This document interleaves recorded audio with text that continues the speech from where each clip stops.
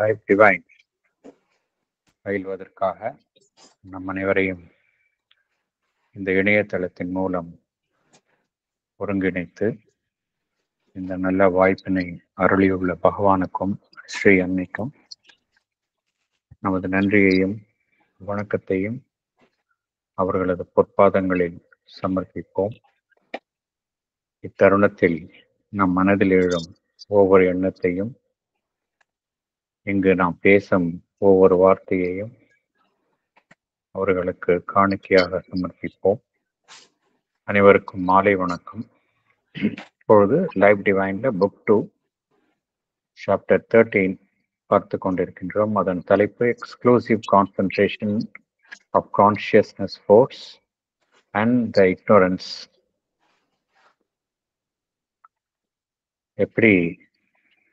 எவ்வாறு அறியாமை, அந்த இறை சக்தி, கான்ஷியஸ்னஸ் ஃபோர்ஸ் என்பது சித் சக்தி, அது என்ன செய்கின்றது? பிரபஞ்சத்தில் தன்னை ஏதோ ஒரு இயக்கத்திலோ ஒரு அமைப்பிலோ பிரத்யேகமாக தன்னை குவித்துக் கொள்கின்றது. அதனால் மற்றவை குறித்த அறியாமையில் இருப்பது போல் தோன்றுகின்றது. போன செஷன்ல பேராகிராஃப் 13ல பார்த்தோம். அதுலயும் பாதி தான் பார்த்தோம். ஸோ என்ன பார்த்தோம் என்பதை சற்று நினைவு கூறலாம்.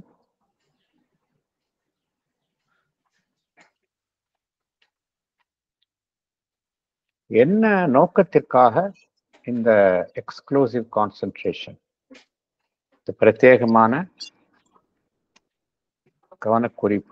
கவனக்குவிப்பு என்பது ஏற்படுகின்றது என்பது நாம் சற்று கவனிக்க வேண்டும்.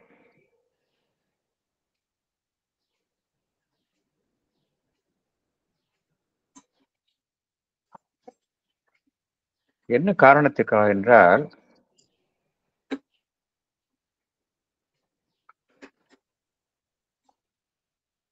இங்கே எல்லாமே ஒரு சுழற்சியில் இந்த சிருஷ்டி பரிணாம வளர்ச்சியின் மூலமாக நடைபெறுகின்றது.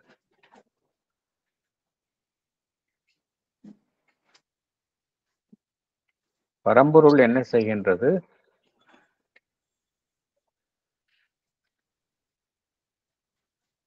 தன்னை இந்த அறியாமைக்குட்பட்ட நிலையில் தன்னை இரக்கம் கொள்ள செய்து மறைத்துக் கொள்கின்றது.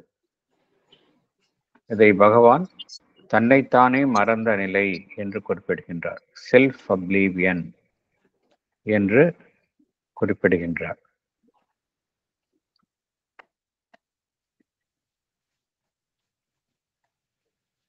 அவ்வாறு மறைந்துள்ள அந்த பரம்பொருள், யாரோட மைக்கோ ஆன் ஆயிருக்குது, கொஞ்சம் டிஸ்டர்பன்ஸா இருக்கு, கொஞ்சம் செக் பண்ணி மைக் எல்லாத்தையும் மியூட் பண்ணிடுங்க.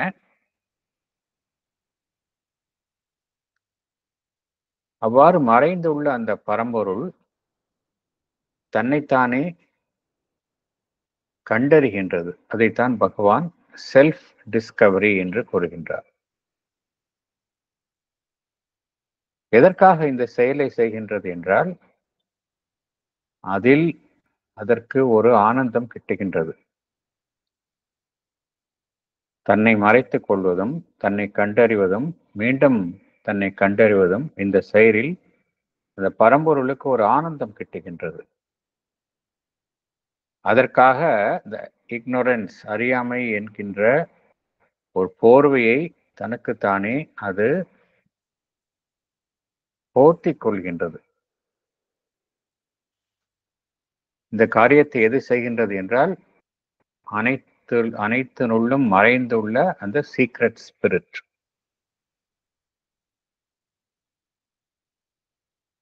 அந்த மெய்ப்பொருள்,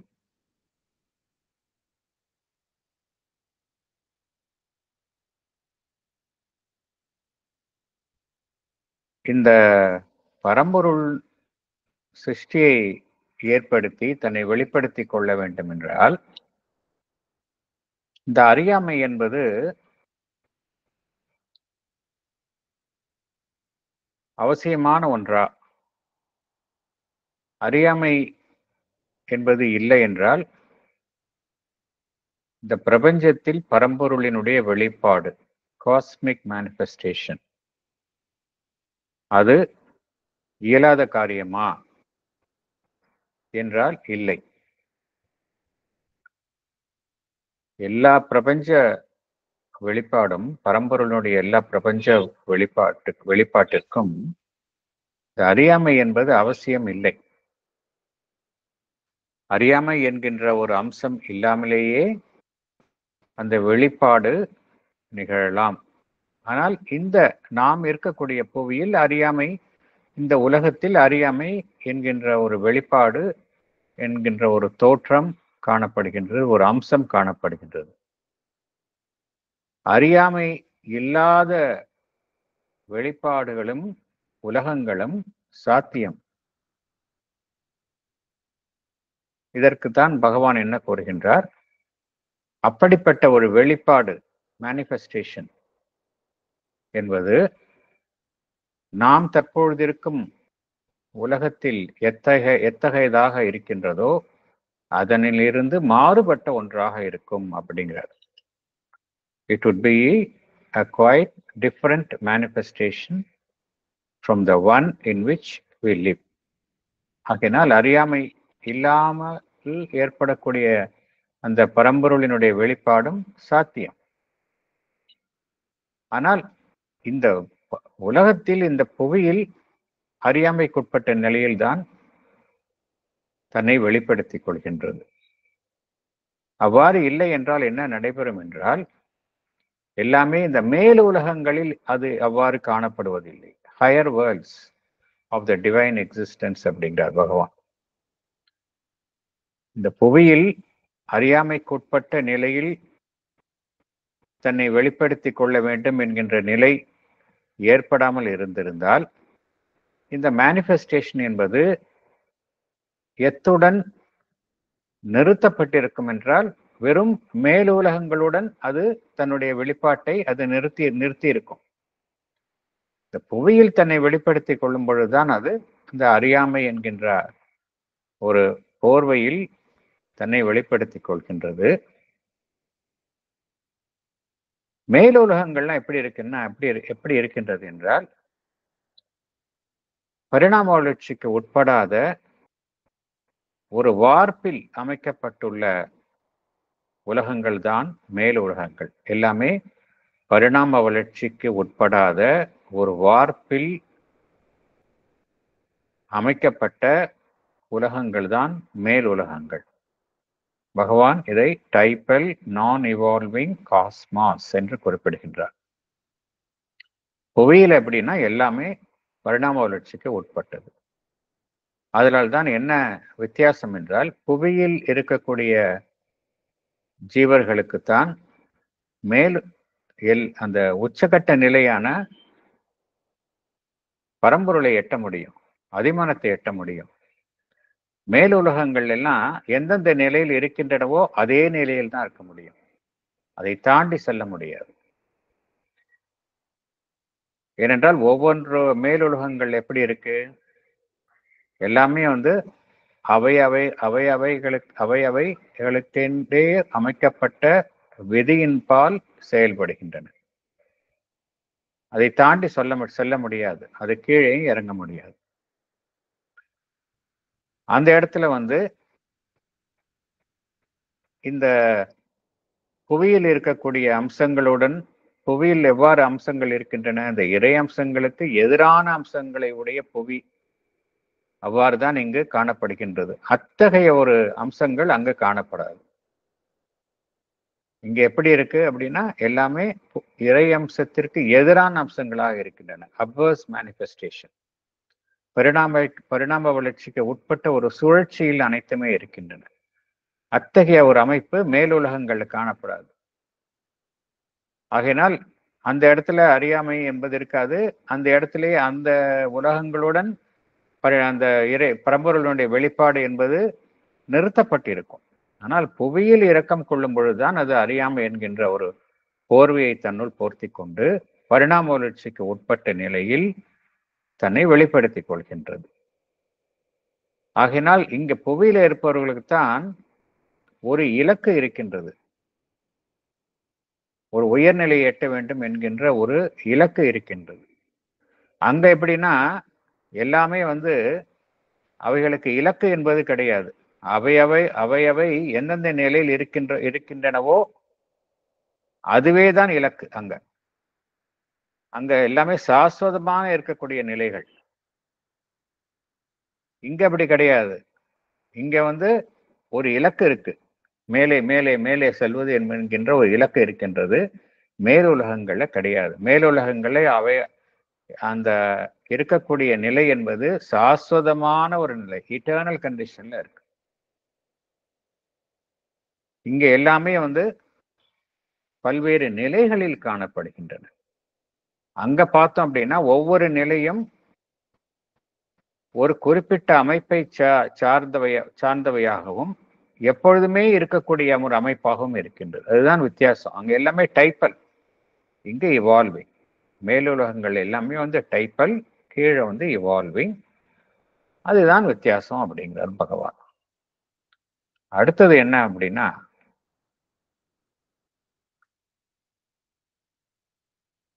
என்ன காரணத்திற்காக அந்த சச்சிதானந்தம் பரம்பொருள் இந்த முற்றிலும் உணர்வற்ற நிலை என்கின்ற அம்சத்தை கொண்ட இந்த சட உலகில் இரக்கம் கொள்ள வேண்டும்? என்ன காரணத்திற்காக சச்சிதானந்தம் முற்றிலும் உணர்வற்ற நிலை, நெஷன்ஸ் என்கின்ற அமைப்பை கொண்ட என்கின்ற நிலையில் உள்ள சட உலகில் இரக்கம் கொள்ள வேண்டும்? எதற்காக என்றால், அந்த பரம்பொருள் தன்னுடைய நிலையிலிருந்து அதற்கு முற்றிலும் எதிரான நிலைகளில் தன்னை அமிழ்த்தி மீண்டும் அதில் தன்னை கண்டறிய விரும்புகின்றது. ஆதலால்தான் இந்த இரக்கம் என்பது அறியாமைக்குள் சட உலகில் இந்த இரக்கம் என்பது ஏற்படுகின்றது. இந்த இக்னோரன்ஸ், அறியாமை என்பது ஒரு வெளிப்பாட்டின் மூலமாகத்தானே நிகழ்கின்றது. பரம்பொருள் என்பது சர்வ ஞானம் உடையது. இட்ஸ் ஆம்னேஷியன்ட். அதற்கு அறியாமை என்பது இருக்க வேண்டிய அவசியம் கிடையாது. ஆகையினால் அறியாமை என்பது எப்பொழுது ஏற்படுகின்றது? தன்னை இந்த புவியில் வெளிப்படுத்தி கொள்ளும் பொழுது அறியாமை என்பது ஏற்படுகின்றது. அதனால்தான் பகவான் இதை எவ்வாறு குறிப்பிடுகின்றார்? பினாமினல் இக்னோரன்ஸ் அப்படிங்கிறார். பினாமினல் என்ன அர்த்தம்? ஒன்று நிகழும் பொழுது ஏற்படக்கூடிய ஒரு இயக்கம் அப்படின்னு அர்த்தம். ஒன்று நிகழும் பொழுது ஏற்படக்கூடிய இயக்கம் தான் இங்கு இக்னோரன்ஸாக காணப்படுகின்றது. இந்த நிகழும் பொழுது இருக்கக்கூடிய இந்த பினாமினல் இக்னோரன்ஸ் என்பது பரம்பொருளினுடைய ஒரு மேற்புறத்தில் இருக்கக்கூடிய ஒரு சூப்பர்ஃபிஷியல் மாஸ்க் அப்படிங்கிறார், ஒரு முகமூடி அப்படிங்கிறார். அதற்குள்ளே அந்த பரம்பொருள் தன்னை ஒளித்து கொண்டிருக்கின்றது. தன்னுடைய சுயமான சக்தியில் அந்த பரம்பொருள் என்ன செய்கின்றது? அறியாமைக்குள் தன்னை இரக்கம் செய்யும் பொழுது தன்னுடைய சக்தியிடம் இருந்தே தன்னை மறைத்துக் கொள்கின்றது. தன்னுடைய சக்தி சித் சக்தி, அதனிடம் இருந்தே தன்னை மறைத்துக் கொள்கின்றது. மறைத்துக் கொண்டு என்ன செய்கின்றது? அந்த சக்தியை தன்னை மறந்த நிலையில் செயல்பட வைக்கின்றது. இப்ப பரம்பொருளினுடைய சக்தி எப்படி செயல்படும்? முற்றிலும் தன்னை உணர்ந்த நிலையில் தான் செயல்படும். அந்த சித் சக்தி எப்படி செயல்படும்? சித் சக்தியில பின்னாடி என்ன இருக்கு? ஆம்னிஷியன்ஸ் இருக்கு, டிவைன் கான்சியஸ்னஸ் இருக்கு. அந்த சக்தி தன்னை எப்பொழுதாவது ஒரு குருட்டுத்தனமா செயல்படுமா? செயல்படாது. எப்பொழுதுமே அது தன்னை உணர்ந்த நிலையில் தான் செயல்படும். ஆனால் இந்த அறியாமையில் செயல்படும் பொழுது எவ்வாறு செயல்படுகின்றது? தன்னை மறந்த நிலையில் செயல்படுகின்றது. Self forgetful. அது மாத்திரமல்ல, அது ஒரு இயக்கத்திலோ ஒரு வேலையிலோ அந்த சக்தி ஈடுபடும் பொழுது முற்றிலுமாக ஒரு மூழ்கிய நிலையில் செயல்படுகின்றது. தன்னுடைய வேலைகளில் மூழ்கிய நிலையில் செயல்படுகின்றது. Absorbed in its works and forms அப்படிங்கிறார்.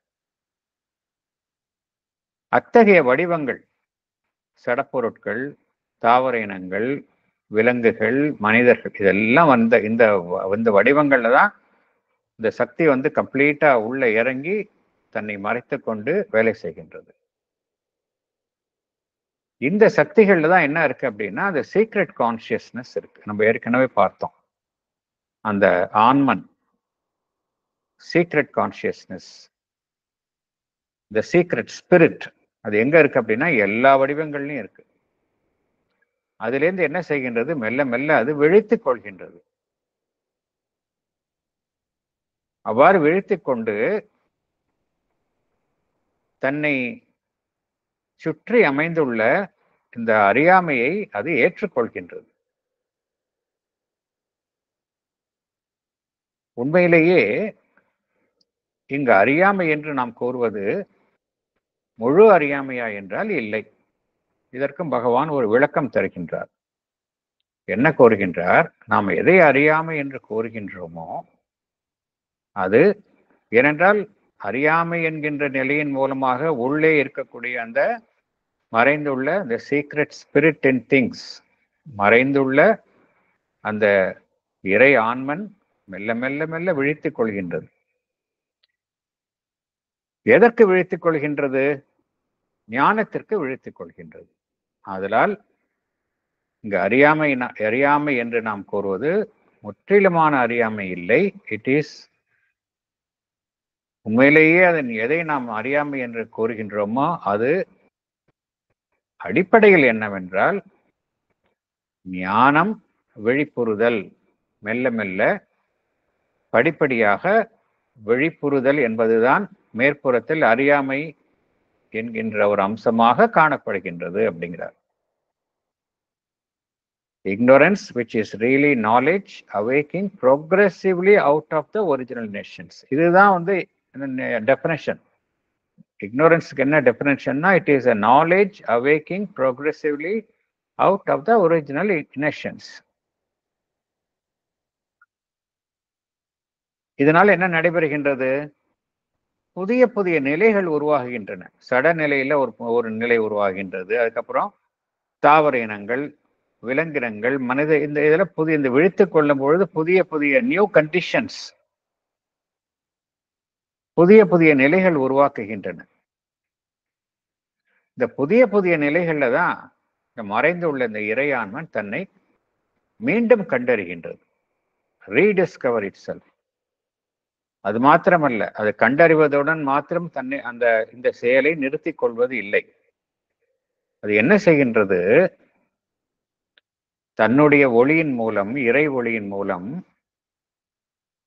அனைத்தையும் ஒரு திருவுருமாற்றம் செய்கின்றது. ஒரு தெய்வீக திருவுருமாற்றம் செய்கின்றது. இந்த தெய்வீக திருவுருமாற்றம் செய்வதன் மூலமாகத்தான் தான் எதற்காக இந்த உணர்வற்ற நிலைக்குள் இரக்கம் கொண்டதோ அந்த நோக்கத்தை அது பூர்த்தி செய்து கொள்கின்றது. ஸோ இதுதான் நம்ம இக்னோரன்ஸ் சொல்றோம். இதுக்கு பின்னால் இருக்கக்கூடிய அந்த உண்மை, டிவைன் ட்ரூத் என்ன அப்படிங்கிறத பகவான் மிகவும் அழகாக அந்த பேராகிராஃப் 13ல ஃபர்ஸ்ட் 2 போர்ஷன்ஸ்ல அதிலே விளக்கி விட்டார்.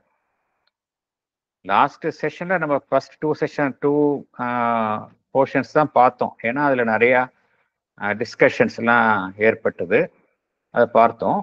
தற்பொழுது நாம் மேலே செல்லலாம். எதிலேருந்து செல்லணும் அப்படின்னா, not to return as speedily as may be, அதுலேருந்து நம்ம படிக்கலாம், மேலே படிக்கலாம்.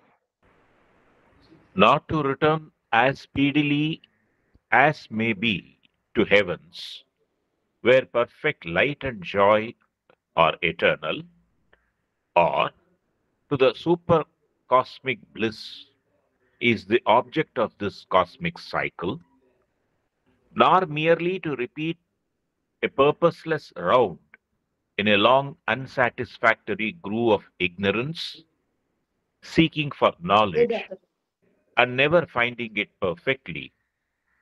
In that case, the ignorance would be either an inexplicable blunder of the all conscient or a painful and purposeless necessity, equally inexplicable.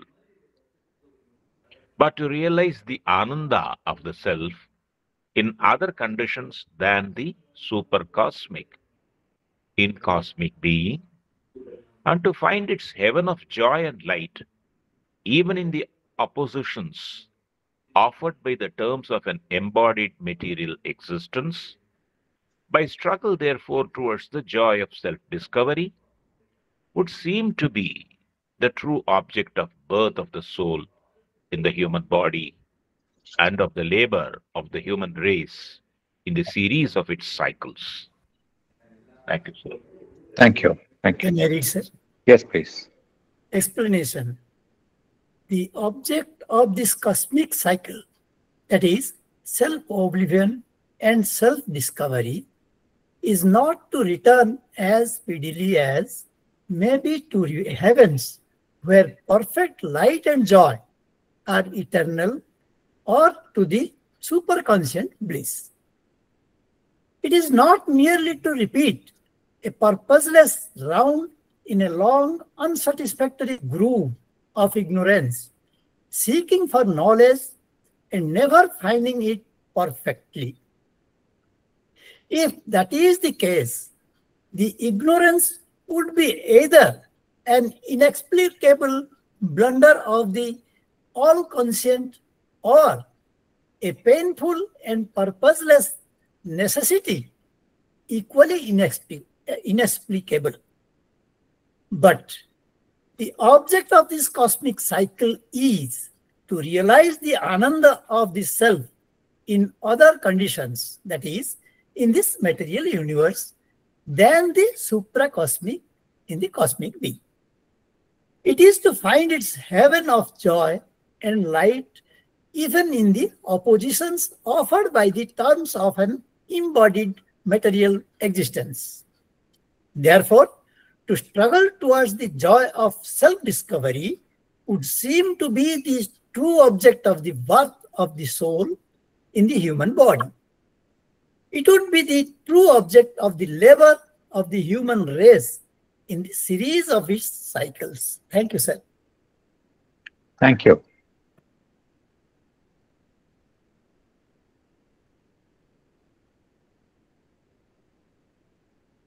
நம்ம கேட்கலாம், இந்த cosmic சைக்கிள்னா self அப்ளீவியன், self Discovery, இதுதானே. முதல்ல அந்த பரம்பொருள் இரக்கம் கொள்கின்றது, மீண்டும் இரக்கம் கொண்டுள்ள அந்த பரம்பொருள் தன்னை கண்டறிகின்றது, ஒன்றிணைகின்றது. இது ஒரு சைக்கிள்.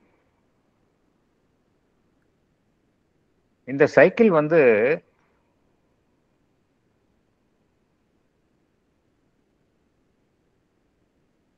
என்ன காரணத்தினால it is taking a long time. பல யுகங்கள் ஆகின்றன. இயான்ஸ் அப்படிங்கிறாரு ஸ்ரீ அரபிந்தோ, இயான்ஸ் அப்படிங்கிறார். என்ன காரணம்? இந்த டிவைன் நினைச்சா, டிவைன் தானே இதை செய்து, எல்லாமே டிவைன் தான் செய்து. டிவைன் நினைச்சா ஒரு என்ன ஜிஃபின்னு சொல்றாங்களா, அது மாதிரி ஸ்ட்ரைட்டா போயிடலாம் இல்லையா? ஆனா அது மாதிரி நடக்கல. ஸ்லோவா தான் அது இந்த ப்ராசஸ் நடக்குது. ஸ்லோனா ரொம்ப ஸ்லோ. ஹியூமன் மைண்டுக்கு ஸ்லோவா இருக்கு, அவ்வளவுதான். நம்ம டைம் அப்படிங்கிறது நம்மை பொறுத்த வரைக்கும் தான் டைம் அப்படிங்கிறது. டிவைனுக்கு டைம் அப்படிங்கிறது கிடையாது.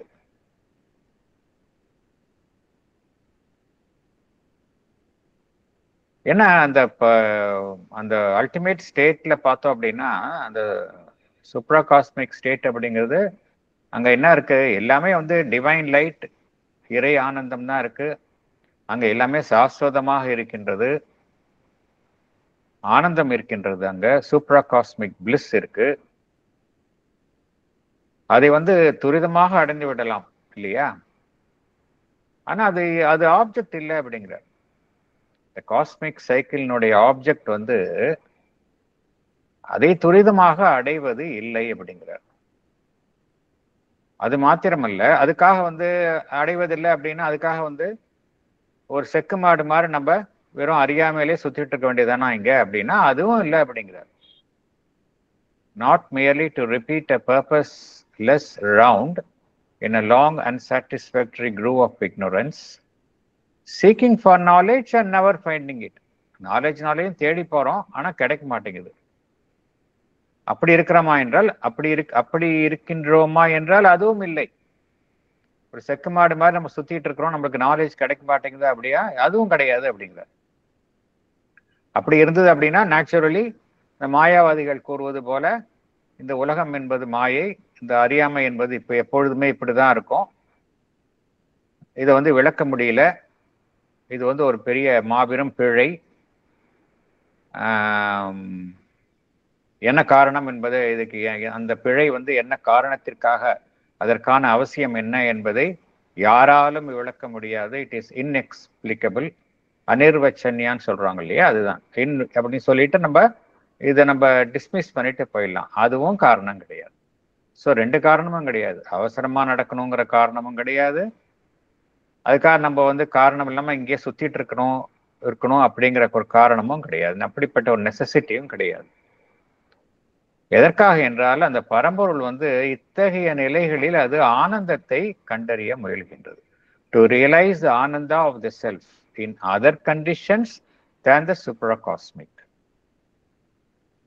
இங்க இருக்கிறது வந்து எல்லாமே அந்த சச்சிதானந்தாவுடைய அடிப்படை அம்சங்களுக்கு முற்றிலும் புறம்பான நிலை. அந்த நிலையில அந்த பரம்பொருள் ஆனந்தத்தை கண்டறிய விழைகின்றது. ஆதலால் தான் இது வந்து ஸ்லோவா நடக்குது அப்படிங்கிறார். To realise the Ananda of the self in other conditions than the supracosmic. In cosmic being, பிரபஞ்சத்தில் இருக்கக்கூடிய அமைப்பின் மூலமாக, பிரபஞ்சத்தில் இருக்கக்கூடிய அந்த அமைப்பின் மூலமாகத்தான் அது அந்த ஆனந்தத்தை கண்டறிய முயல்கின்றதை ஒழிய ஹெவன்ல இல்லை.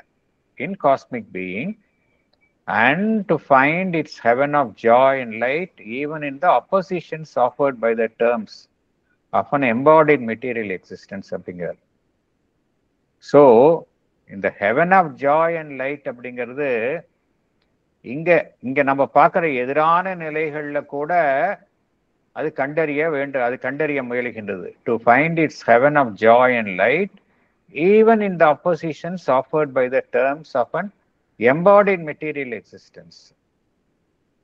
நம்ம வந்து நம்மளுடைய ஆன்மன் வந்து இந்த இறை ஆன்மன் உடல் என்கின்ற ஒரு சட அமைப்பிற்குள் தான் அது தன்னை இரக்கம் கொண்டு வேலை செய்கின்றது.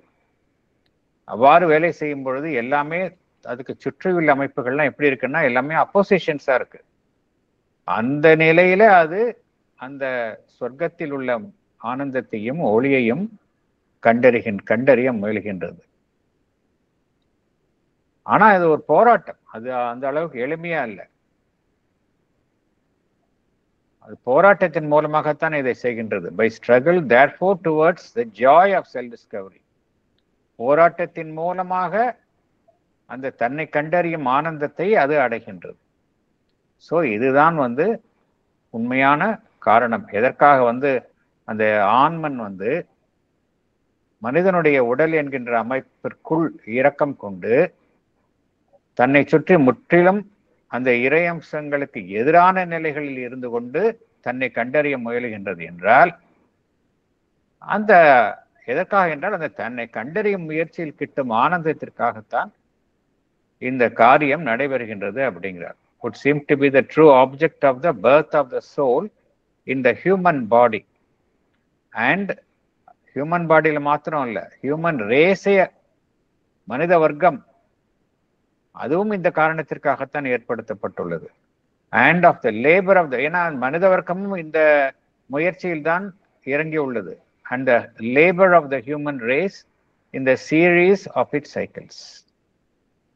அதனால இதுக்கு பின்னாடி வந்து பர்பஸ் என்னன்னா இதுதான் பர்பஸ். ஏன் எதுக்காக அப்படின்னு கேட்பாங்க. எதுக்காக வந்து இவ்வளோ இந்த உலகம் அப்படின்னா there is a Ananda in it. தன்னை மறைத்துக் கொள்ளுதலும் மறைத்துக் கொண்ட தன்னை கண்டறிதலும் ஒரு கண்ணாமூச்சி விளையாடுறோம் இல்லையா? அதே போலதான் அந்த பரம்பொருள் அந்த விளையாட்டை விளையாடுகின்றது. அதன் மூலமாக அது ஆனந்தத்தை அது நாடுகின்றது. இதுதான் காரணம் அப்படிங்கிறார். அடுத்தது போகலாம். The ignorance is a necessary, though quite subordinate term, which the universal knowledge has imposed on itself, that moment might be possible. Not a blunder and a fall, but a purposeful descent. Not a curse, but a divine opportunity. To find and embody the all-delight in an intense summary of its manifoldness, to achieve a possibility of the infinite existence, which could not be achieved in other conditions, to create out of matter a temple of the divinity, would seem to be the task imposed on the spirit born into the material universe. Thank you, sir. Thank you.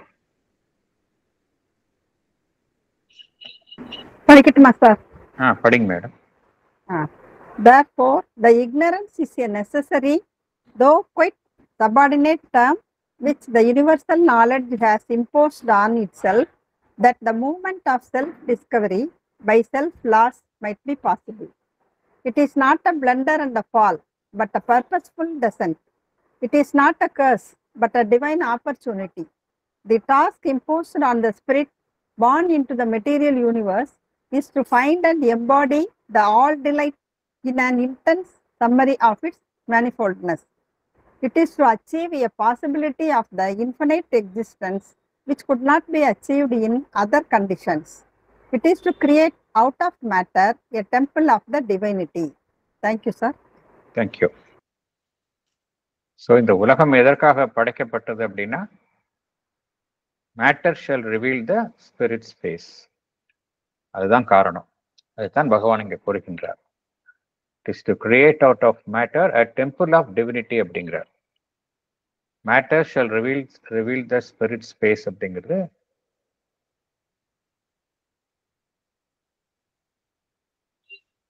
அதுல ignorance வந்து ஒரு அறியாமை என்பது ஒரு தேவையான ஒன்றாக இருக்கின்றது.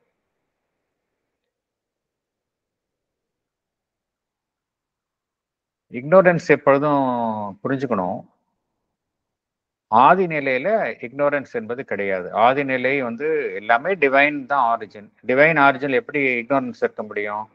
Omniscience, சர்வ ஞானம் தான் இருக்க முடியும். ஸோ அந்த நிலையில கிடையாது. ஏதோ ஒரு இடைப்பட்ட நிலையில வந்திருக்கு. அது எந்த நிலையில வந்தது அப்படிங்கிறது நமக்கு தெரியும். ஓவர் மைண்ட் லெவல்ல வந்திருக்கு. அதை பத்தி ரொம்ப கிளியரா எக்ஸ்பிளைன் பண்றாரு அடுத்த பேராகிராஃப் 14ல. ஸோ அது வந்து இக்னோரன்ஸ் என்பது ஒரு சபார்டினேட் டேர்ம் அப்படிங்கிறார், ஒரு துணை அம்சம் தான் அப்படிங்கிறார். அந்த பிரபஞ்ச ஞானம் தனக்குத்தானே தன் மீது சுமத்தி கொண்ட ஒரு அம்சம்தான் இந்த அறியாமை என்பது. ஏன்னா அறியாமை இல்லை அப்படின்னா, நம்ம ஏற்கனவே பார்த்தோம், அறியாமை இல்லைன்னா என்னென்ன நடக்குங்கிறத போன இதுல பார்த்தோம். மனிதன் வந்து தான் யார் என்கின்ற அறியாமையில் இருப்பது ஓரளவுக்கு வசதியா இருக்கு. அவனுக்கு தன் ஈகோவை சுத்தி வாழ்கின்றான். அதன் மூலமாக அவன் இண்டிவிஜுவலைஸ் பண்ணிக்கிறான். அதே போல கடந்த காலம் குறித்த அறியாமை இருக்கின்றான், எதிர்காலம் குறித்த அறியாமல் இருக்கின்றான். ஆதலால் நிகழ்காலத்தில் அவனால வந்து ஒரு சிறப்பாக செயல்பட முடிகின்றது. ஸோ அங்க இக்னோரன்ஸ் என்பது ஒரு காரணத்திற்காக தேவைப்படுகின்றது அப்படிங்கிறத நம்ம பார்த்தோம். அதே போல என்ன காரணத்திற்காக மனிதன் வந்து ஒரு மேற்புறத்தில் வாழ்ந்து கொண்டு ஒரு அறியாமையில் இருக்கின்றான்? ஏன் அவனுடைய எப்பொழுதுமே உள்ஜீவனில் வாழ்வதில்லை? ஏன் அவன் எப்பொழுதுமே சூப்பர் கான்ஷியன்ட் செல்ஃப்ல வாழ்வதில்லை என்றால், நடைமுறையில் அவனுடைய வாழ்வு நடைபெற வேண்டியது மற்ற நடைமுறையில் மற்ற அமைப்புகளுடன் அவனுடைய நடைமுறை பரிமாற்றத்திற்காக அத்தகைய அறியாமை ஒரு நடைமுறை அத்தியாவசியமாகின்றது அப்படிங்கிறத நம்ம பார்த்தோம். அவன் சூப்பர் மைண்ட்லேயே இருந்திருந்தா இந்த மைண்டினுடைய அறியாமையில் இல்லாம இருந்திருக்க முடியும். ஆனா ஏதோ ஒரு காரணத்திற்காக இந்த அறியாமை என்பது ஏற்படுத்தப்பட்டுள்ளது.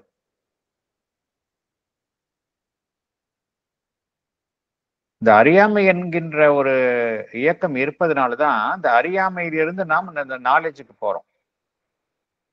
பார்த்தோம், அறியாமை என்பது என்ன, உண்மையிலே என்ன, நாலேஜ் இவால்விங் இட் செல்ஃப் அப்படிங்கிறத பார்த்தோம். ஸோ அந்த அறியாமை என்கின்ற ஒரு அம்சம் இருப்பதினால்தான் அதிலிருந்து அந்த ஞானம் தன்னை வெளிப்படுத்திக் கொள்ளும் இயக்கம் என்பது நடைபெறுகின்றது. அங்க ஒரு ஃப்ரிக்ஷன் இருக்கு, அந்த ஃப்ரிக்ஷன் ஸ்ட்ரகிள் இருக்கு. இந்த ஸ்ட்ரகிள் மூலமாகத்தான் தன்னை வெளிப்படுத்திக் கொள்கின்றது. அந்த ஸ்ட்ரகிள் ஃப்ரிக்ஷன் தேவைப்படுகின்றது. அதைத்தான் பகவான் இங்க குறிப்பிடுகின்றார். That movement might be possible. Ignorance வேண்டுமென்றே அந்த பிரபஞ்ச ஞானம் தன் மீது இட்டுக்கொண்டது. என்ன காரணத்திற்காக என்றால், இந்த இயக்கம், தன்னை கண்டறியும் இயக்கம் என்பது அப்பொழுதுதான் சாத்தியப்படும் என்கின்ற காரணத்திற்காக அறியாமை என்பது துணை அம்சமாக இருந்தாலும் தேவைப்படுகின்றது அப்படிங்கிறார். அதனால ஒரு பாரம்பரிய கண்ணோட்டத்தில் என்ன கூறுகின்றார்கள்? இந்த உலகம் என்பதே ஒரு பிழை என்று கூறுகின்றார்கள். சில மதங்களில் என்ன கூறுகின்றார்கள்? It is a fall from the heaven அப்படிங்கிறாங்க. த ஃபர்பிடன் ஆப்பிள், அதை சாப்பிட்டதுனால இட் இஸ் அ ஃபால் அப்படிங்கிறாங்க. அதெல்லாம் இல்லை அப்படிங்கிறார் பகவான். It is not a blunder and a fall, but a purposeful descent. ஏதோ ஒரு நோக்கத்திற்காக ஏற்பட்டுள்ள ஒரு இரக்கம், பர்பஸ்ஃபுல் டிசென்ட். அதே போல இது ஒரு சாபம் இல்லை. இந்த உலகத்தில் இருக்கக்கூடிய வாழ்வு என்பது சாபம் இல்லை. பகவான் தான் இதை கூறுகின்றார். உலக வாழ்வு என்பது நமக்கு அமைந்துள்ள ஒரு சாபம் இல்லை. It is a divine opportunity அப்படிங்கிறார். Not a curse but a divine opportunity என்று கூறுகின்றார். ஸோ இதுல என்ன நோக்கத்துடன் இந்த பரிணாம வளர்ச்சியில இந்த மறைந்துள்ள அந்த சீக்ரெட் ஸ்பிரிட், இறையான்மன், எந்த நோக்கத்தை அது பூர்த்தி செய்து கொள்ள விரும்புகின்றது, அதனுடைய நோக்கம் என்ன அப்படின்னா அதுக்கு ரொம்ப பகவான் அழகாக கூறுகின்றார். ஒருமையில இருந்திருந்தா அதுக்கு எப்பொழுதுமே ஆனந்தம் தான். சச்சிதானந்தம் oneness, Brahman oneness, consciousness of oneness. எப்பொழுதுமே அங்க ஆனந்தம் தான். இங்க உலகத்தில் பார்ப்பதெல்லாம் பார்த்தோம் அப்படின்னா மல்டிப்ளிசிட்டி, மேனிஃபோல்ட்னஸ். இந்த மேனிஃபோல்ட்னஸ்ல, மல்டிப்ளிசிட்டியில அந்த இறை ஆனந்தத்தை அடைய வேண்டும்.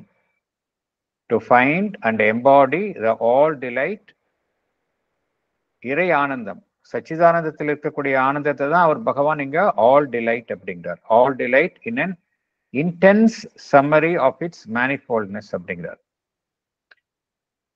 Intense summary of its manifoldness எப்படி இருக்கு அப்படின்னா,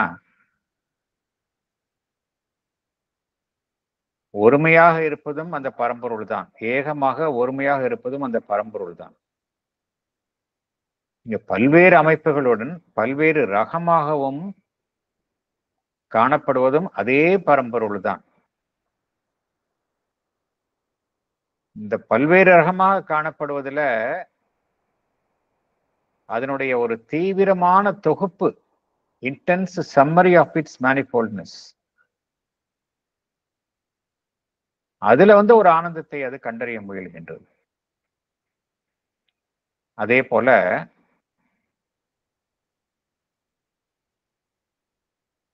எல்லாம் கடந்த நிலையில அதனுடைய இருப்பு என்பது அனந்தமான இருப்பாக இருக்கின்றது. அதே அனந்தமான இருப்பை இந்த நிலையில கண்டறியணும். To achieve a possibility of the infinite existence which could not be achieved in other conditions. அதே போல இந்த சடப்பொருள்ல ஒரு இறைத்தன்மையை கண்டறிய வேண்டும். To create out of matter a temple of divinity அப்படிங்கிறார். To create out of matter a temple of the divinity. So இதெல்லாம் தான் வந்து மறைந்துள்ள அந்த இறையாண்மனினுடைய நோக்கமாக இருக்கின்றது அப்படிங்கிறார். would seem to be the task imposed on the spirit born into the material universe. கேட்கலாம், எதுக்காக இது இருக்கணும்னா இதுதான் நோக்கம் அப்படிங்கிறார் பகவான். So paragraph 14 அதுக்கு போலாம் நம்ம. Paragraph 14. The ignorance we see is not in the secret soul, but in the apparent Prakriti. Nor does it belong to the whole of that Prakriti. It cannot. For Prakriti is the action of the all-conscient, but arises in some development from its original integrality of light and power. Where does that development take place? In what principle of being does it find its opportunity and starting point?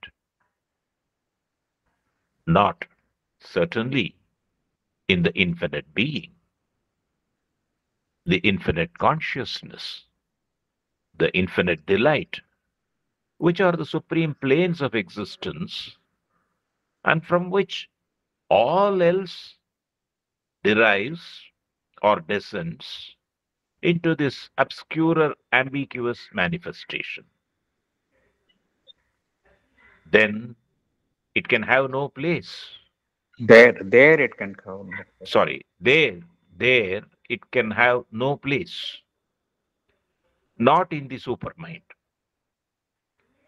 For in the supermind, the infinite light and power are always present, even in the most finite workings. And the consciousness of unity embraces the consciousness of diversity. Thank you. Thank you. படிக்கட்டுமா sir? Yes, madam.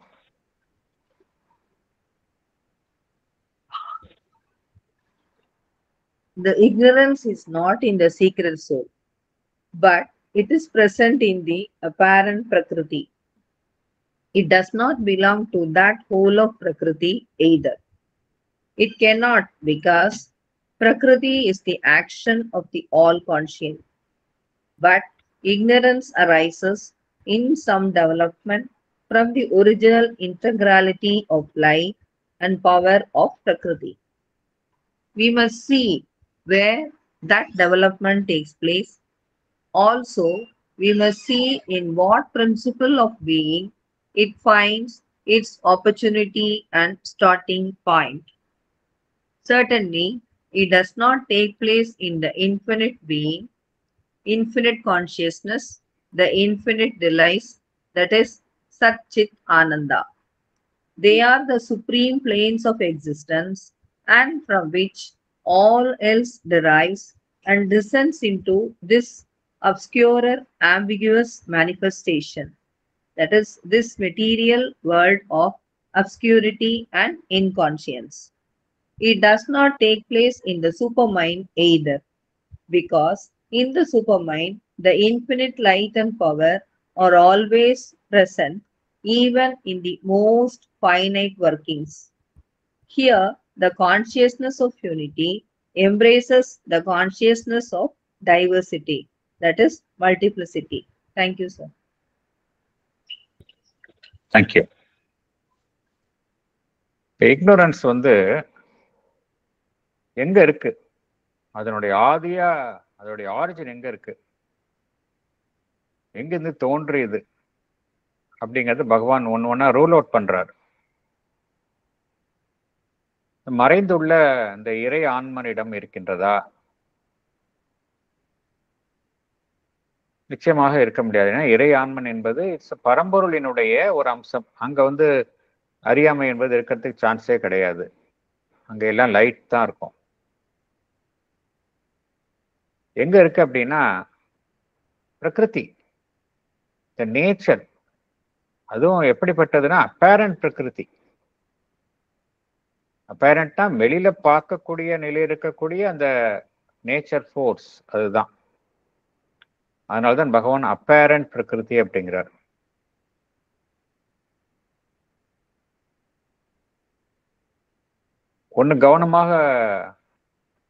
ஒன்றை கவனத்தில் கொள்ள வேண்டும். பிரகிருத்தினுடைய ஒட்டுமொத்தமும் அறியாமையில் இருப்பதில்லை. பிரகிருதி அப்படிங்கிறது என்ன? It is a nature force. இந்த நேச்சர் ஃபோர்ஸ்ங்கிறது உண்மையிலேயே என்ன? சிற்சக்தி. சிற்சக்தியினுடைய வெளிப்பாடு தான் இங்க பிரகிருத்தியா இருக்கு. லைஃப் ஃபோர்ஸா இருக்கு, பிரகிருத்தியா இருக்கு, நேச்சர் ஃபோர்ஸா இருக்கு.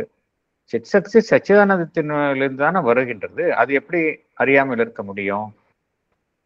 ஸோ அப்படி பார்க்க போனா பிரகிருத்தியோடைய ஒட்டுமொத்தத்துல அறியாமை என்பது கிடையாது. அதனுடைய டெவலப்மெண்ட்ல ஏதோ ஒரு ஸ்டேஜ்ல இந்த அறியாமை என்பது நம்ம ஏற்கனவே பார்த்த மாதிரி ஒரு சபார்டினேட் டேர்ம், துணை அம்சமாக நுழைந்துள்ளது. ஸோ ஆதி நிலைன்னு பார்த்தோம்னா பிரகிருதி வந்து நேச்சர் ஃபோர்ஸ் அப்படிங்கிறது எல்லாமே வந்து சச்சிதானந்தத்தினுடைய அம்சங்களினுடைய வெளிப்பாடு தான். ஸோ பிரகிருத்தியும் பார்த்தோம் அப்படின்னா சிற்சக்தியினுடைய வெளிப்பாடு. அதுதான் ஆல் கான்ஷியன்ட் அப்படிங்கிறார். அது வந்து முழுமையாக அறியாமை இல்லை. அதனுடைய டெவலப்மெண்ட்ல ஏதோ ஒரு ஸ்டேஜ்ல அறியாமை என்பது ஒரு இடைப்பட்ட அம்சமாக நுழைந்துள்ளது அப்படிங்கிறார். It arises in some development from its original integrality of light and power. எங்க அந்த டெவலப்மெண்ட் எங்க நுழைந்துள்ளது?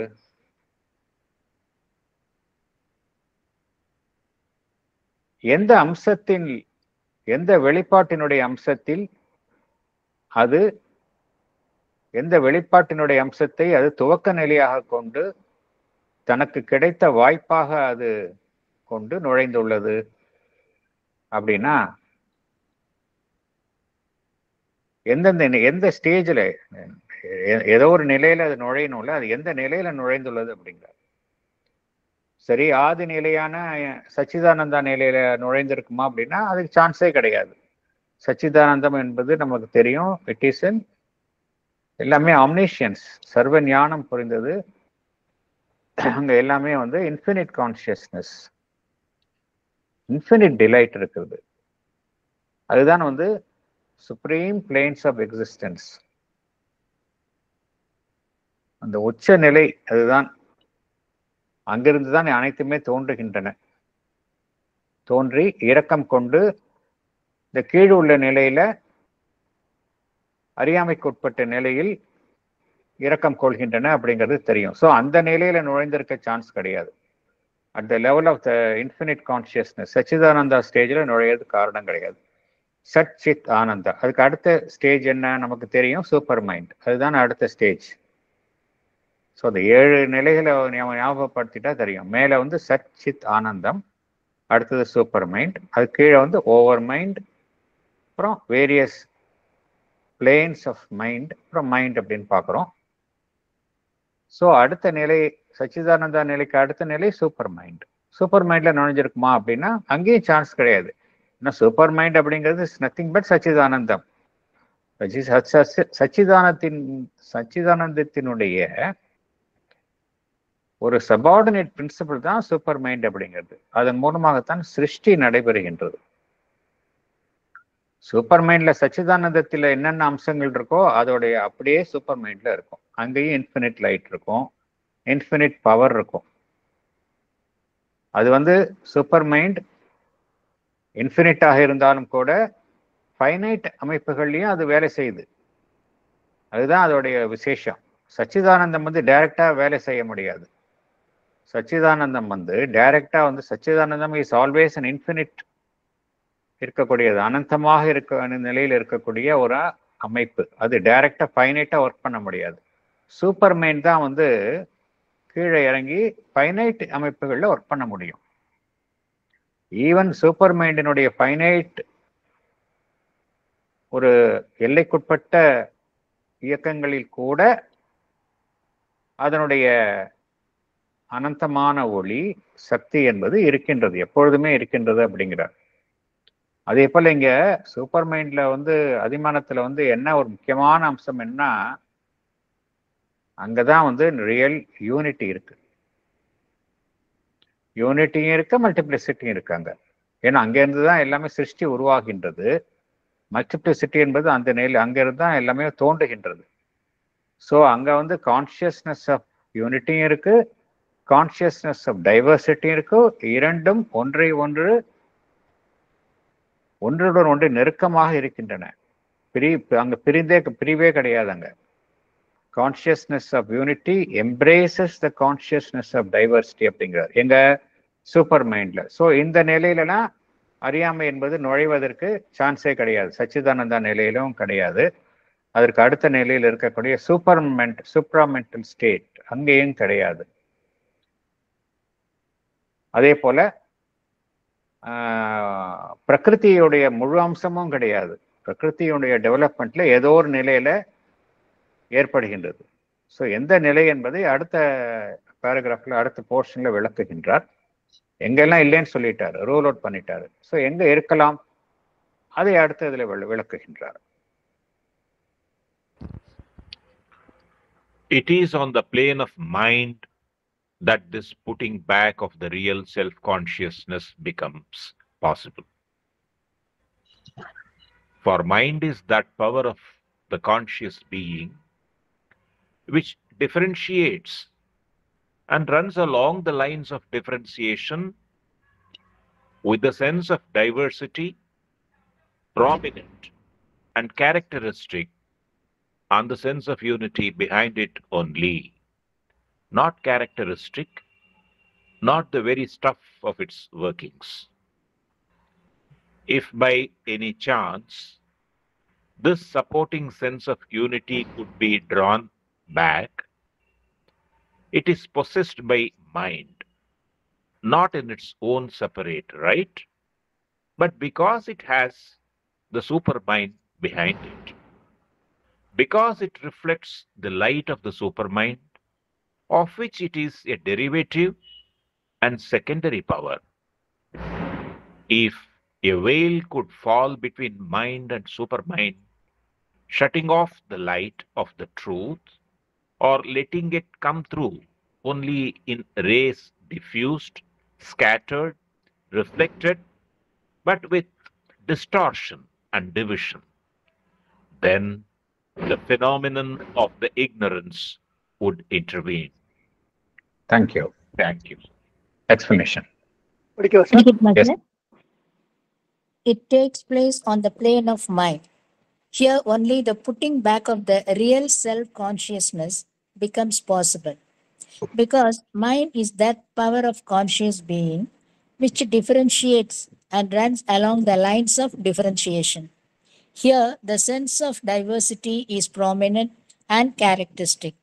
The sense of unity is put behind it only. It is not characteristic. It is not the very stuff of its workings. Yet there is a supporting sense of unity at the back of the sense of diversity. This supporting sense of unity is possessed by mind, not in its own separate right, but because it has the supermind behind it, because it reflects the light of the supermind, of which it is a derivative and secondary power. If by any chance this supporting sense of unity could be drawn back, if a veil could fall between mind and supermind, then it shuts off the light of the truth, or it allows it to come through only in rays diffused, scattered, reflected, but with distortion and division. Then the phenomenon of the ignorance would intervene. Thank you, sir. Thank you. ரொம்ப கிளியரா பகவான் சொல்லிட்டாரு எங்க எப்படி எங்க ignorance நுழையுது அப்படிங்கிறத ரொம்ப பியூட்டிஃபுல்லா அழகாக விளக்குகின்றார். எங்கெல்லாம் இல்லைன்னு சொல்லிட்டாரு. சச்சிதானந்தா பிளேன்ல கிடையாது, அதுக்கு அடுத்த நிலையில இருக்கக்கூடிய சூப்பர் மைண்ட் லெவல்லையும் கிடையாது. பிரகிருதி எடுத்துக்கொண்டா அதோடைய முழுசும் பார்த்தீங்கன்னா அது வந்து ஹோல் ஆஃப் பிரகிருதி இஸ் நாட் இக்னோரன்ஸ் அப்படின்ட்டாரு. அப்படின்னா ஏதோ ஒரு நிலையில அது வருது அப்படிங்கிறார், நுழையுது அப்படிங்கிறாரு. அது எந்த நிலைனா மைண்ட், பிளேன் ஆஃப் மைண்ட். அங்கதான் வந்து இது இக்னோரன்ஸ் என்பது சாத்தியமாகின்றது அப்படிங்கிறார். ஏன்னா அந்த பிளேன் ஆஃப் மைண்ட் அப்படிங்கிறதெல்லாம் மைண்ட் தான் வந்து மைண்டோடைய ஒரு அபூர்வமான ஒரு சக்தி என்னன்னா, அது ஒரு விஷயத்துல கான்சென்ட்ரேட் பண்ணும் பொழுது இன்னொன்னுல அதனால செலுத்த முடியாது. அதுதான் அதோடைய விசேஷம். அது ஒரு விதத்துல நல்லது. எதுக்கு அப்படின்னா மைண்ட் அப்பதான் கான்சென்ட்ரேட் செய்ய முடியும், ரொம்ப அற்புதமா செயல்பட முடியும். ஆனா மற்ற எல்லாம் பின்னுக்கு தள்ளிடும். அது இந்த பின்னுக்கு தள்ளுதல்,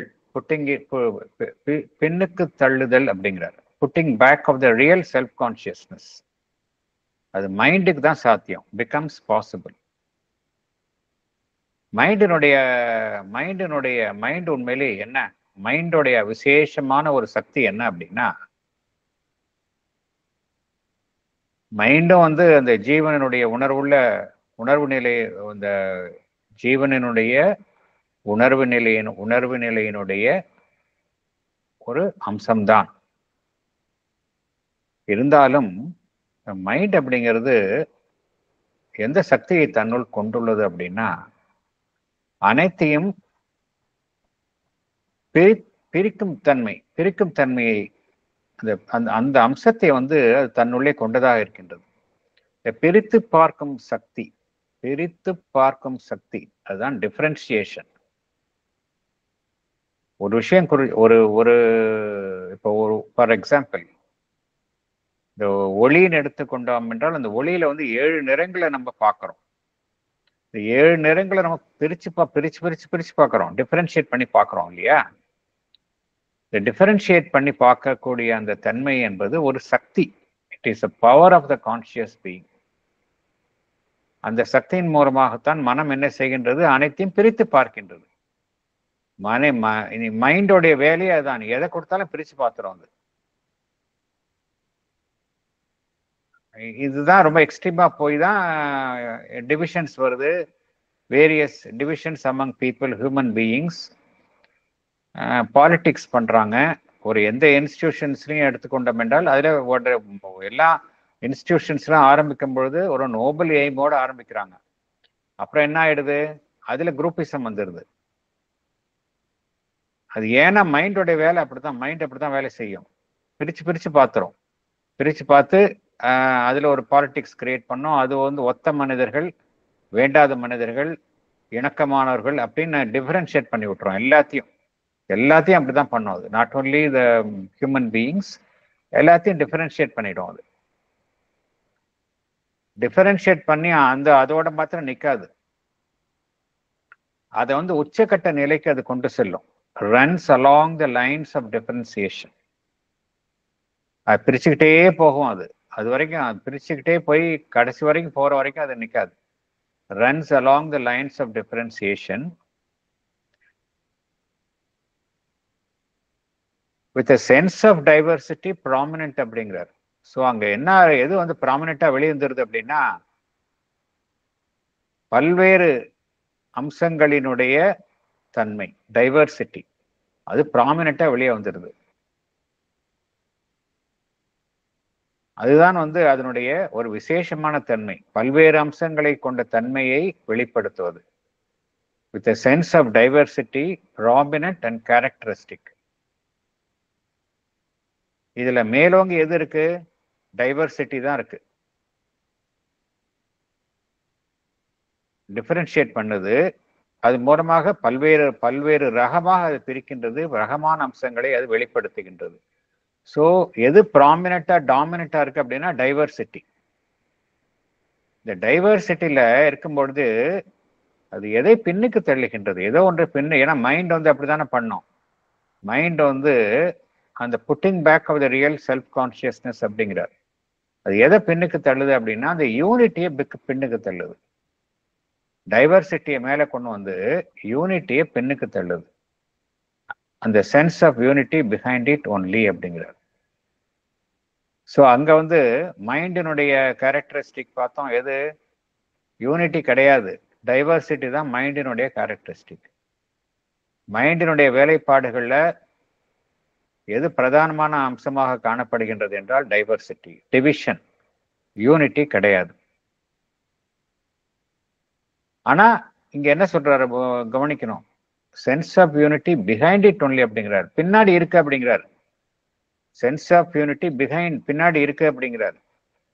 ஏன் பின்னாடி இருக்கு அப்படின்னா, அந்த சூப்பர் மைண்டினுடைய எக்ஸ்டென்ஷன் தான் மைண்ட். ஸோ சூப்பர் மைண்டினுடைய யூனிட்டி அப்படிங்கிற அம்சம் அதற்கு பின்னாடி இருக்கு அப்படிங்கிறார். There is a sense of unity behind it only அப்படிங்கிறார். But it is not characteristic, பிரதானமான அம்சமாக இல்லை, ஆனா பின்னாடி இருக்கு அப்படிங்கிறார். அடிப்படையில இதுதான், அடிப்படையில டைவர்சிட்டி, பின்னாடி வந்து யூனிட்டி வந்து இருக்கு. இந்த பின்னாடி இருக்கிற யூனிட்டி வந்து அந்த மேல இருக்கக்கூடிய அந்த டைவர்சிட்டிக்கு அதுதான் ஆதரவு அளிக்கின்றது, அதுதான் ரியாலிட்டி. பட் ஃபார் யூனிட்டி இங்க டைவர்சிட்டி இருக்க முடியாது. This is a fact. ஒருமை என்கின்ற அம்சம் தான் ரியாலிட்டி, டைவர்சிட்டி வந்து மேல இருக்கு. இந்த ஒருமை என்கின்ற அம்சம் இல்லைன்னா டைவர்சிட்டி இருக்க முடியாது. This is the truth. ஆனா அது அறியணுமே, இந்த சென்ஸ் ஆஃப் யூனிட்டி இருக்கு, இருந்தாதானே அதை ஃபீல் பண்ண முடியும். மைண்ட் என்ன நினைக்க, மைண்ட் சமயத்துல மைண்ட் வந்து அதனுடைய உச்சக்கட்ட செயல்பாட்டுல சென்ஸ் ஆஃப் யூனிட்டியை மறந்துடும். அது மைண்டினுடைய அல்டிமேட் இதுல இந்த சென்ஸ் ஆஃப் யூனிட்டி இருக்காதுங்க. ஏன் இருக்காது, மைண்டுக்கு இருக்காது அப்படின்னா, மைண்டுக்கு கொஞ்சம் நெஞ்சமாவது அந்த சென்ஸ் ஆஃப் யூனிட்டி இருக்கு அப்படின்னா என்ன காரணம் அப்படின்னா, அதுக்கு பின்னாடி சூப்பர் மைண்ட் இருக்கு. அதனாலதான் கொஞ்சம் நெஞ்சமாவது மைண்டுக்கு மைண்ட்ல அந்த யூனிட்டி அப்படிங்கிற ஒரு அம்சம் பின்னாடி இருக்கு. ஆனா பிரதானமாக இல்லை, not characteristic, not the very stuff of its workings அப்படிங்கிறார். ஆனால் பின்னாடி இருக்கு. அந்த சென்ஸ் ஆஃப் யூனிட்டி அப்படிங்கிறத அது தானே கொண்டது அல்ல, அதற்கு அதனுடைய செயல்பாட்டுக்கு பின்னாடி சூப்பர் மைண்ட் இருப்பதனால அது அந்த சென்ஸ் ஆஃப் யூனிட்டி, ஒருமை என்கின்ற அம்சத்தினுடைய ஒரு அந்த அந்த உணர்வு நிலையை கொண்டதாக இருக்கின்றது.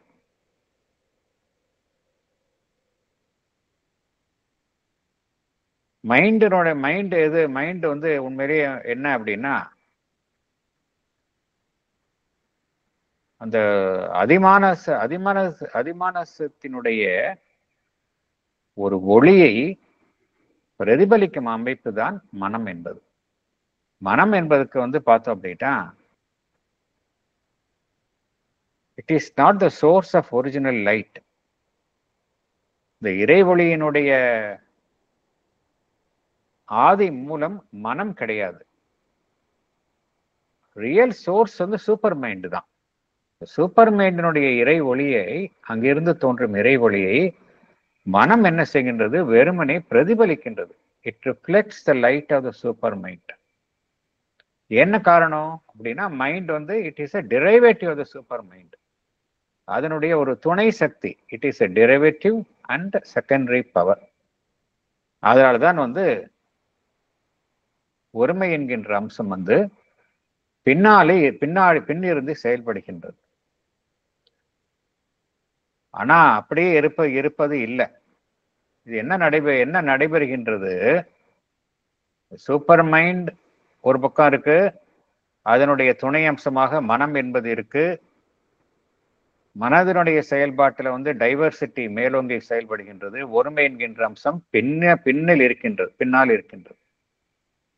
ஆனால் என்ன நடைபெறுகின்றது என்றால், இந்த சூப்பர் மைண்டுக்கும் மைண்டுக்கும் இடையில வந்து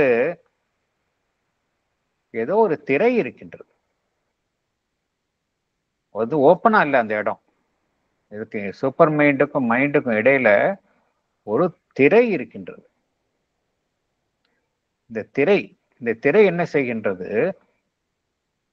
அந்த உண்மையினுடைய ஒளியை, அதிமானசத்தில் இருந்து வெளிப்படும் உண்மையினுடைய ஒளி, லைட் ஆஃப் த ட்ரூத், அது மறைத்து விடுகின்றது. மனதில் இருந்து மனம் அடைய முடியாதபடி அது மறைத்து விடுகின்றது. அந்த திரை என்ன செய்கின்றது? மறைத்து விடுகின்றது. அல்லது அவ்வாறு அந்த ஒளியை அது தன் மூலம் வெளிப்படுத்தினாலும் அதை மிகவும் பரவலாகவும் சிதறியும் வெறும் பிரதிபலிப்பாகவும் தான் வெளிப்படுத்துகின்றது.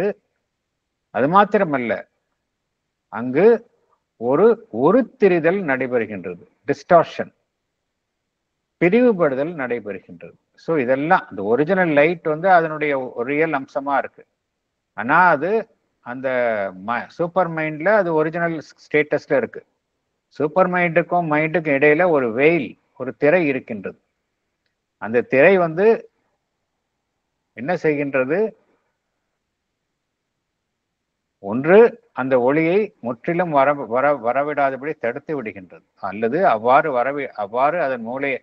அதன் மூலம் அந்த ஒளி வெளிப்பட அது அனுமதித்தாலும் அந்த ஒளியை உருத்திருந்த நிலையில், உருமாறிய நிலையில் தான் வெளிப்படுகின்றது. அதனுடைய ஒரிஜினல் ஸ்டேட்டஸ்ல வர்றதில்லை.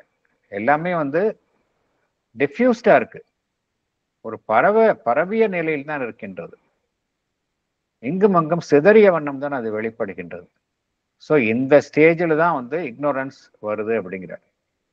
எந்த ஸ்டேஜில் இக்னோரன்ஸ் வருதுன்னா, சூப்பர் மைண்ட்ல இருந்து மைண்டுக்கு இடையில இருக்கக்கூடிய திரையின் மூலமாக அந்த ஒளி வெளிப்படும் பொழுது அந்த வெளிப்படுதலில் ஏற்படக்கூடிய ஒரு உருமாற்றம், ஒரு பிரிவினையின் மூலமாகத்தான் அறியாமை என்கின்ற அம்சம் உள்ளே நுழைகின்றது என்று பகவான் குறிப்பிடுகின்றார். அடுத்த போர்ஷன் போலாம். Such a veil exists, says the Upanishad, constituted by the action of mind itself. It is in our mind a golden lid which hides the face of the supramental truth but reflects its image. In mind, it becomes a more opaque and smoky luminous curvature.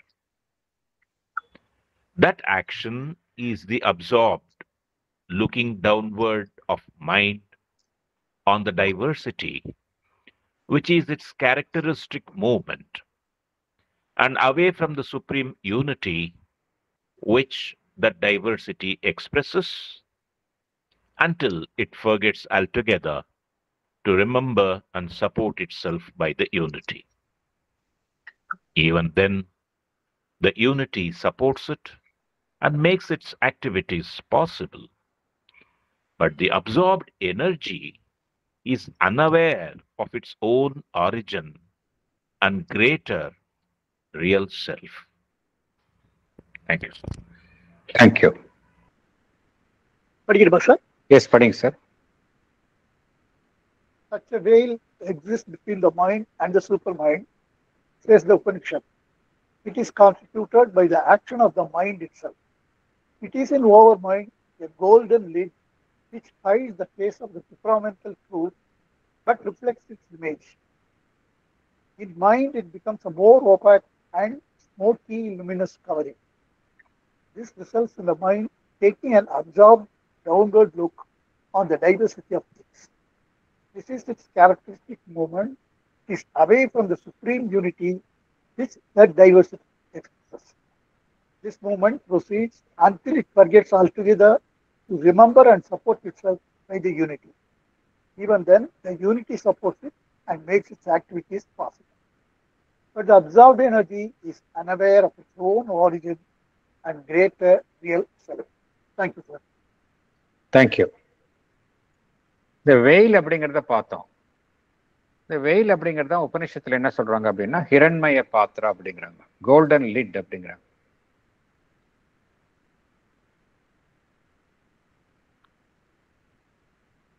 அந்த golden lid, ஹிரண்மய Patra, இந்த வெயில் என்ன செய்யுது? The ultimate truth, அந்த divine கான்ஷியஸ்னஸை நம்மளுடைய human பர்செப்ஷன்லேருந்து அது வந்து ஒரு பிளாக் பண்ணுது. நம்மளுடைய ஹியூமன் பர்செப்ஷன்லேருந்து எது வந்து அந்த அல்டிமேட் ட்ரூத்தை நம்ம ரியலைஸ் பண்ணாமல் இருப்பதற்கு எது ஒரு தடையாக இருக்கின்றது என்றால் தி கோல்டன் லிட், ஹிரண்மய பாத்ரா. அதுதான் வந்து உபனிஷத்துல சொல்ற ஹிரண்மய பாத்ரா அப்படிங்கிறது.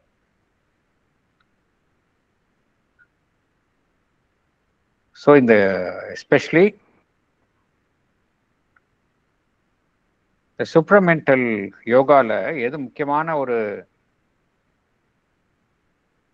முயற்சியாக செயலாக காணப்படுகின்றது என்றால், ஒரு சாதனையாக கருதப்படுகின்றது என்றால், த பிரேக்கிங் த கோல்டன் லிட். அது வந்து ஒரு முக்கியமான ஒரு நிகழ்வு.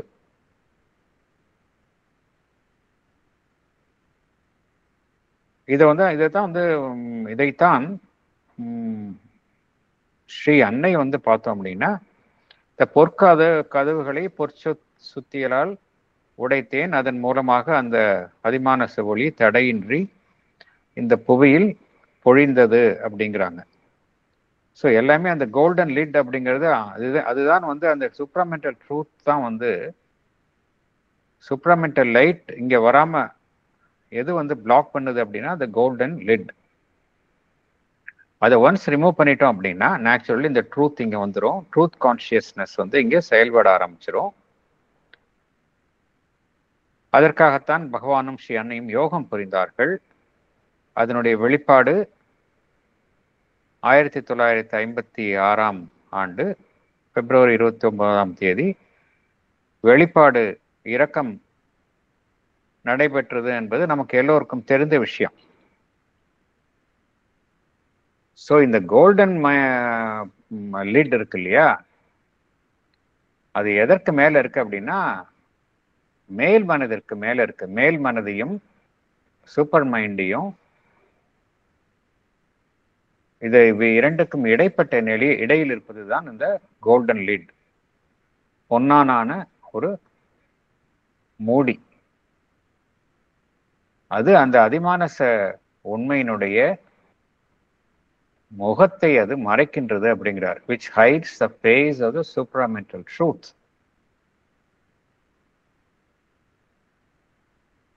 அது மறைப்பதனால அதற்கு கீழே உள்ள ஓவர் மைண்ட் அதுக்கெல்லாம் கிடைப்பது எல்லாமே பார்த்தோம்.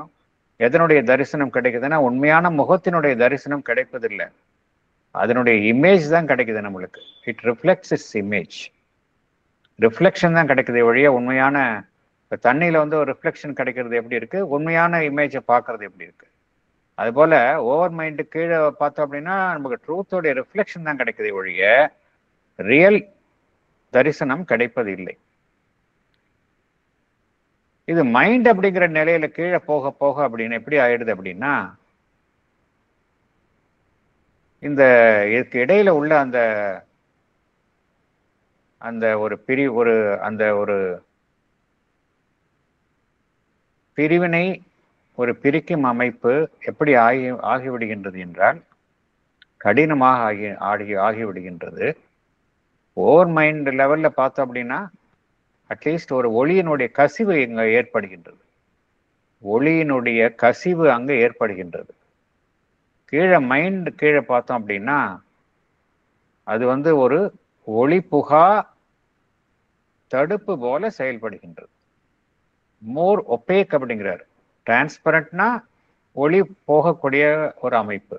ஒப்பேக் அப்படின்னா அந்த இடத்துல ஒளி ஒளி வந்து உட்போக முடியாது.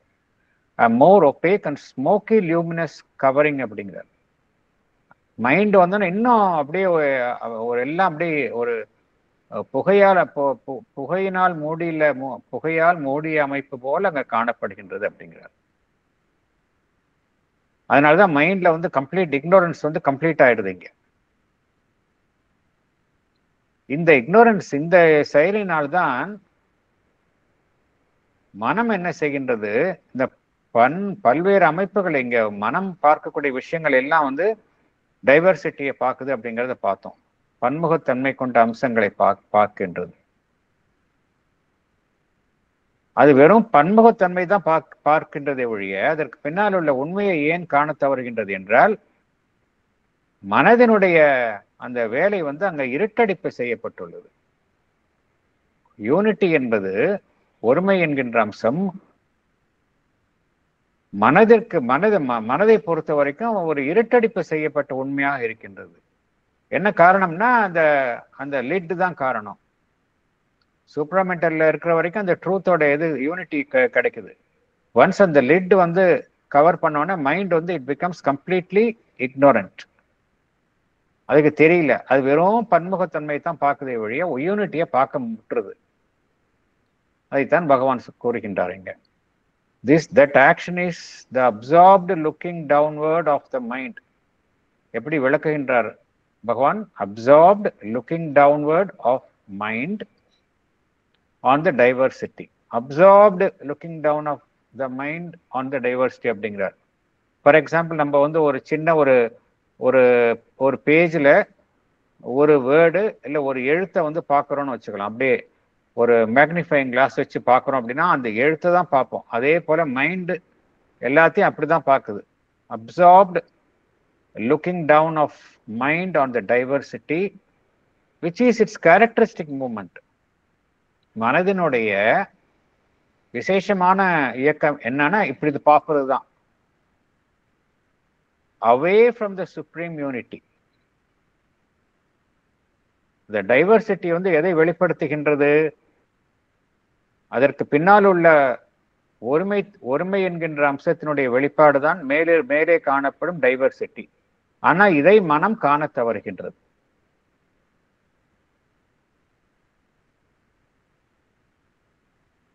முழுவதுமாக அந்த ஒருமை என்கின்ற அம்சத்தை மறந்து விடுகின்றது. until it அந்த ஆக்ஷன் ஆஃப் த மைண்ட் வந்து எந்த அளவிற்கு செல்கின்றது என்றால் முழுவதுமாக ஒருமை என்கின்ற அம்சத்தை மறந்துவிடும் அளவிற்கு அந்த மனதினுடைய செயல்பாடு அதனுடைய உச்சகட்டத்தில் செயல்படுகின்றது அப்படிங்கிறது. until it forgets altogether to remember and support itself by the unity. இருந்தாலும் அதுக்காக யூனிட்டி இல்லாம இல்லை. Unity is there because super mind இருக்கிறதுனால யூனிட்டி இருக்கு. Even then unity supports it and makes its activities possible. ஆனா இந்த மனதினுடைய செயல்பாடு அதனுடைய சக்தி எப்படின்னா அப்சார்ப்டு எனர்ஜி. ஒன்றில் மாத்திரம் ஒரு செயலில் மாத்திரம் மூழ்கியவாறு செயல்படுவதால் அதனுடைய மூலத்தை அது அறியாமல் இருக்கின்றது. Is unaware of its own origin and greater real self. அதனுடைய மூலம் எதுன்னு பார்த்தோம் அப்படின்னா சச்சிதானந்தம். அதை அறியாம நிலையில் இருக்கின்றது அப்படிங்கிறார். ஸோ மைண்ட்ல தான் அந்த ப்ராப்ளம் இருக்கு அப்படிங்கிறார். அடுத்தது போலாம். Since mind forgets that from which it derived because of absorption in the workings of formative energy, it becomes so far identified with that energy as to lose hold even on itself, to become totally oblivious in a trance of work which it still supports in its somnambulist action, but of which it is no longer aware. This is the last stage of the descent of consciousness, an abysmal sleep, a fathomless trance of consciousness, which is the profound basis of the action of material nature. Thank you. Explanation. படிக்கட்டுமா sir? படிங்க madam. The mind forgets the supermind from which it came because of absorption in the workings of formative energy. Therefore, it becomes so far identified with that energy as to lose hold even on itself. It becomes totally oblivious in a trance of work, which it still supports in its somnambulist, that is sleepwalking. Somnambulist action, but of which it is no longer aware. This is the last stage of the descent of consciousness. It is an abysmal, that is fathomless, trance of consciousness, which is the profound basis of the action of material nature. Thank you, sir. Thank you. இப்போ mind லெவலில் பார்த்தோம் அப்படி இருக்குன்னு, அப்புறம் matter லெவலில் எப்படி ignorance இருக்கு அதுதான் சொல்கிறேன். இந்த மைண்டினுடைய செயல்பாடு உச்சக்கட்ட நிலையில போகும்பொழுது வெறும் சக்தியோடைய செயல்பாடாக மாறுகின்றது. வெறும் மேயர் எனர்ஜி அதனுடைய சக்தியினுடைய செயல்பாடாகத்தான் மாறுகின்றது. நம்பர் 1, மைண்ட் வந்து totally unaware that it has come from super mind. அதனுடைய செயல்பாடு போக போக போக என்ன ஆயிடுது அப்படின்னா, முழுவதுமாக அந்த செயல்பாடுகளில் இருக்கக்கூடிய அந்த சக்தியில் தன்னை மூழ்கி கொண்டு தன்னுடைய மூலத்தை அது அறியாமல் செயல்படுகின்றது. இந்த சக்தியினுடன் அடையாளம் கண்டு செயல்படுவது என்பது அதனுடைய உச்சக்கட்ட நிலையில எப்படி காணப்படுகின்றது என்றால், மனம் என்கின்ற அம்சத்தையே அது மறந்து விடுகின்றது. இப்ப ஒரு மேட்டர்ல வந்து மனம் அப்படிங்கிறது இருக்கா? மைண்ட்ல ஹியூமன் பீயிங்ல தானே மனம் அப்படிங்கிறது இருக்கு. மேட்டர்லயும் மைண்டினுடைய பிரின்சிபிள் இருக்கு, உள்ள இருக்கு. உன்னை புரிஞ்சுக்கணும், எல்லா லெவலையும் சச்சிதானந்தம் இருக்கின்றது, எல்லா லெவலையும் சூப்பர் மைண்ட் இருக்கின்றது. இந்த 7 பிரின்சிபிள் வந்து ஒன்னோட ஒண்ணு பிரிக்க முடியாது அப்படின்னு நம்ம ஏற்கனவே படிச்சிருக்கோம். எல்லா லெவல்லையும் சச்சிதானந்தம் இருக்கின்றது, எல்லா லெவல்லையும் சூப்பர் மைண்ட் இருக்கின்றது. அப்படின்னா மேட்டர்ல மைண்ட் இருக்கணுமே இல்லையா? மைண்ட் இருக்கணும், லைஃப் இருக்கணும், எல்லாமே இருக்கணும். இருக்குது. மேட்டர்ல லைஃப் இருக்கனால தான் அதுல இருந்து லைஃப் வருது. மேட்டர்ல மைண்ட் இருக்கிறதுனால தான் மேட்டர்ல இருந்து லைஃப்ல இருந்து மைண்ட்னு வருது. அப்படின்னா ஏன் அந்த மேட்டர்ல வந்து மைண்டு அப்படிங்கிறது இல்லை? இருக்கு. ஆனால் இங்க என்ன அப்படின்னா, அது வந்து அந்த வேலை என்கின்ற ஒரு ஆழ்நிலை சமாதியில் இருப்பது போல வேலை என்கின்ற அந்த சக்தியில் தன்னை முழுவதுமாக இழந்த நிலையில் சடப்பொருளில் காணப்படுகின்றது அப்படிங்கிறார். அந்த சக்தியோட எந்த அளவிற்கு தன்னை அடையாளம் கொண்டுள்ளது என்றால், தன்னையே மறந்துவிடும் அளவிற்கு அது அடையாளம் கண்டுள்ளது அப்படிங்கிறார். அதனால்தான் வந்து அந்த சக்தியிலேயே செயல்பாட்டிலேயே அது மூழ்கி, எப்படி ஒரு தூக்கத்தில் செயல்படுபவன் எப்படி செயல்படுவானோ அதே போல தன்னுடைய இருப்பையே மறந்து அந்த செயல்பாடுகளில் முழுவதுமாக மூழ்கி சடப்பொருளில் அது செயல்படுகின்றது அப்படிங்கிறார். இதுதான் லாஸ்ட் ஸ்டேஜ். இந்த உணர்வு நிலையினுடைய இறக்கத்துல இதுதான் வந்து லாஸ்ட் ஸ்டேஜ். அங்க எப்படி இருக்கு? பாட்டம்லெஸ். கீழே என்ன இருக்குன்னு தெரியாமல அந்த அளவுக்கு படுபாதாளத்திற்கு அந்த உணர்வு நிலைக்கு செல்கின்றது, இன்கான்சியன்ஸுக்கு செல்கின்றது. Trance of conscious, abysmal trance of consciousness அப்படிங்கிறார். அதுதான் வந்து இந்த சடப்பொருளுடைய வேலைகள்லாம் செயல்பாடெல்லாம் அந்த நிலையிலிருந்து தான் ஆரம்பிக்கின்றது. இந்த நிலை இது வந்து லாஸ்ட் ஸ்டேஜ் அப்படிங்கிறார். This is last stage. அதாவது பகவான் இங்க என்ன சொல்றார்? It becomes so far identified. It becomes so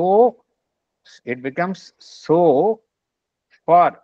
ரெண்டு பிரிச்சு படிச்சாதான் உங்களுக்கு புரியும். It becomes so far identified with that energy as to lose hold even on itself.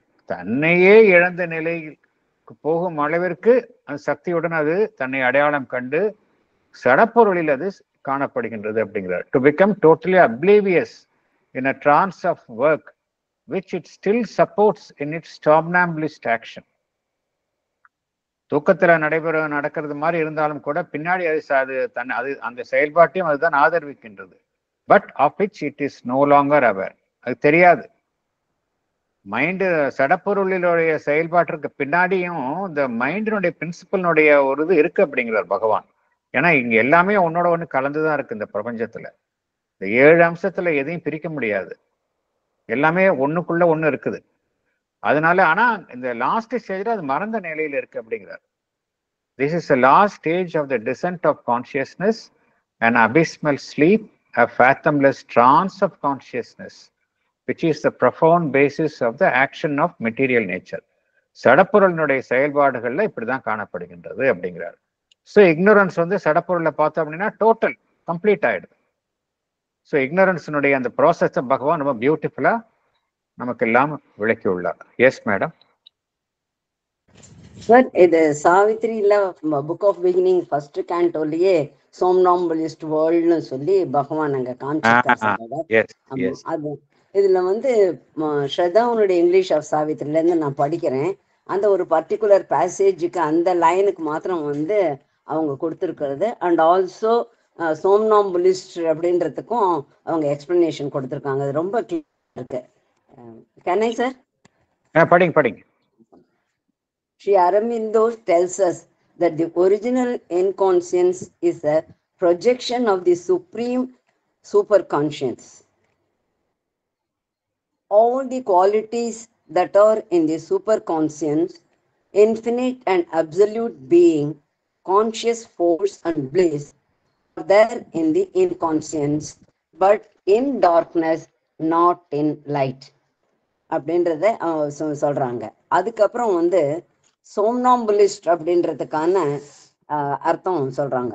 A person who walks in their sleep. When a person is in that state, their waking mind is asleep, but there is some consciousness within which guides them. We are told that it is very dangerous to wake someone who is sleepwalking, for if we bring them back to their waking mind and cut the contact with the guiding consciousness, they may fall and hurt themselves. So இந்த இடத்துல வந்து somnambulist world of the material universe, there is a total knowledge that keeps everything in its place அப்படின்ட்டு இங்க அவங்க கொடுத்துருக்காங்க. அதுதான் சொல்றாரு பகவானும். மைண்ட் இருக்கு. எதை வந்து நம்ம வந்து மெட்டீரியல் நேச்சர்ல ஒரு குருட்டுத்தனமான செயல்பாடுன்னு சொல்றோமோ அதுக்கு பின்னாடி மைண்டு உள்ள பொதிந்து இருக்கு. ஆனா மைண்ட் வந்து கம்ப்ளீட்டா தன்னை மறந்த நிலையில் இருக்கு அப்படிங்கிறார். மைண்ட் இருக்கு. நம்ம மெட்டீரியல் நேச்சர்னுடைய செயல்பாட்டுக்கு பின்னாலேயே மைண்ட் இருக்கு. பட் மைண்டுக்கு தெரியாது அந்த இடத்துல. அதுதான் அர்த்தம். அதுதான் வந்து பகவான் சொல்றாரு. கம்ப்ளீட் டிரான்ஸ்ல இருக்கு அந்த இடத்துல.